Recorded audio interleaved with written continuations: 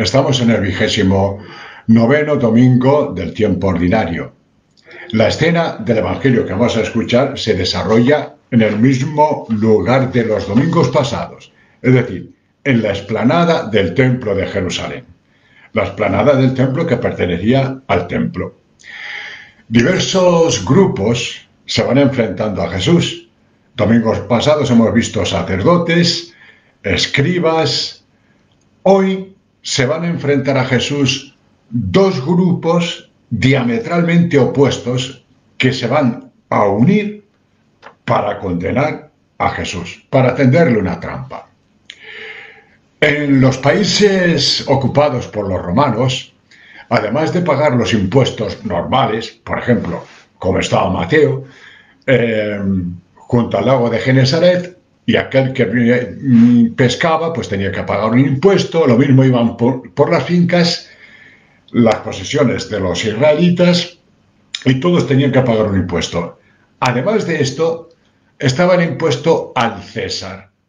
¿En qué consistía este impuesto? Bueno, pues que con ese impuesto se reconocía que el César era el señor de Israel, que era el dueño de Israel, era el emperador. Ante esta situación, bueno, pues unos grupos, por ejemplo los fariseos, no es que estuvieran muy de acuerdo, pero para evitarse problemas pagaban el tributo.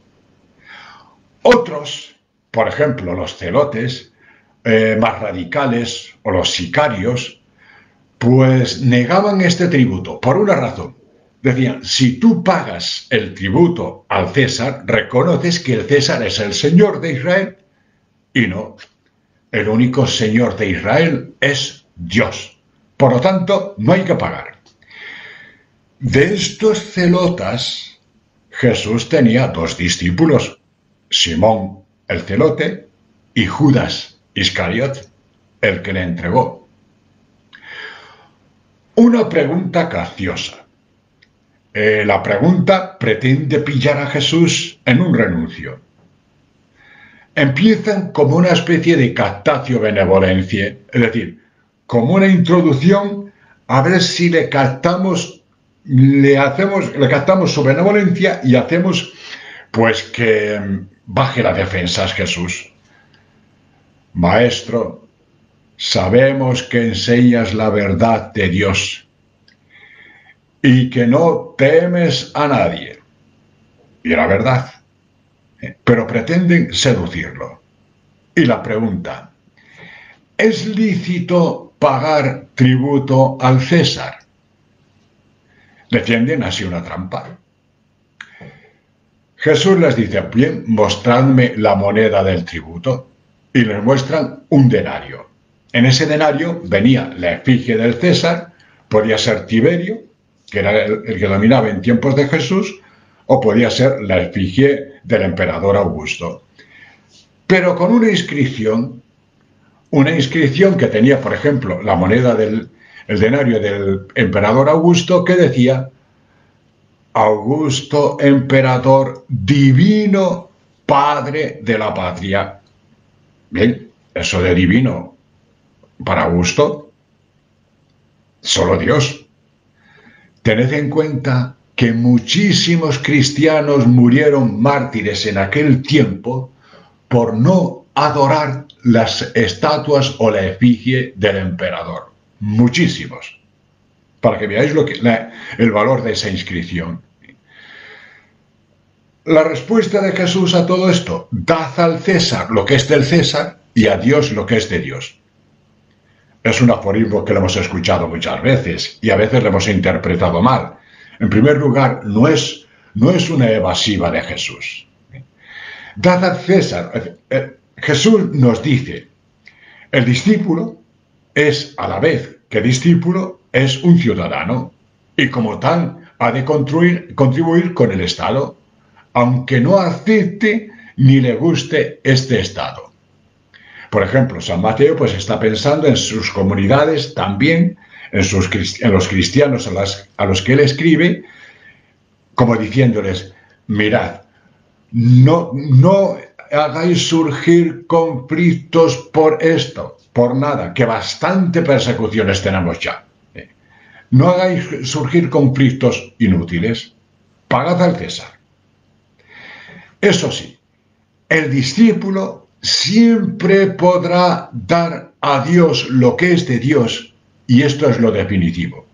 Es decir, el cristiano siempre y bajo cualquier gobierno podrá vivir su fe, dar razón de su esperanza, hacer lo que Jesús nos dice.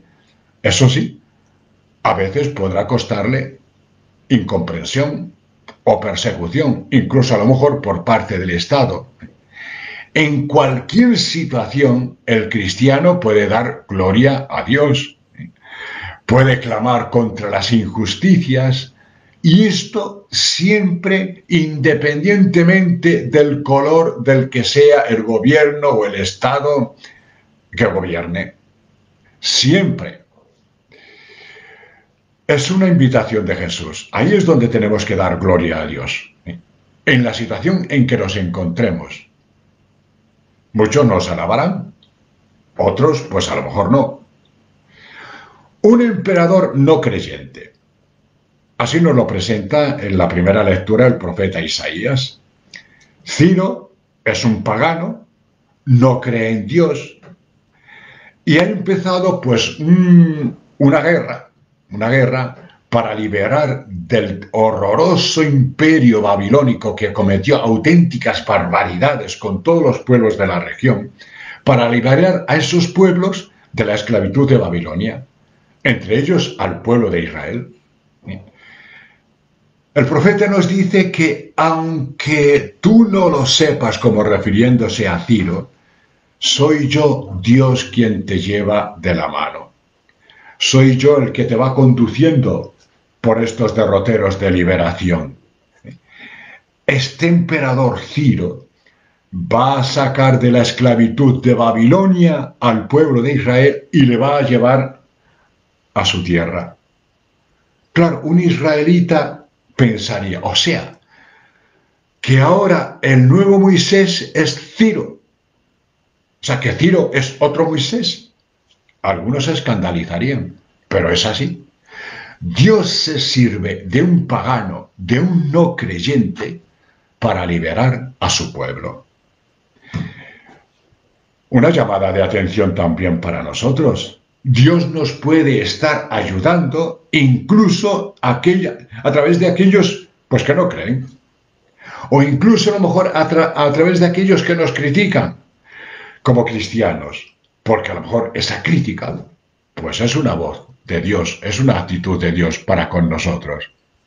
Y por último, hoy empezamos a leer la preciosa carta del apóstol Pablo a los tesalonicenses, la primera. Es el primer escrito del Nuevo Testamento. Los evangelios, tal y como los conocemos hoy, fueron recopilados después. Es verdad, las parábolas y discursos de Jesús que encontramos en los evangelios ya se leían antes en las iglesias, en las comunidades. Pero, así tal y como los conocemos, vienen después de esta preciosa carta que iremos leyendo. Paz y bien, y no os olvidéis, hoy es el domo.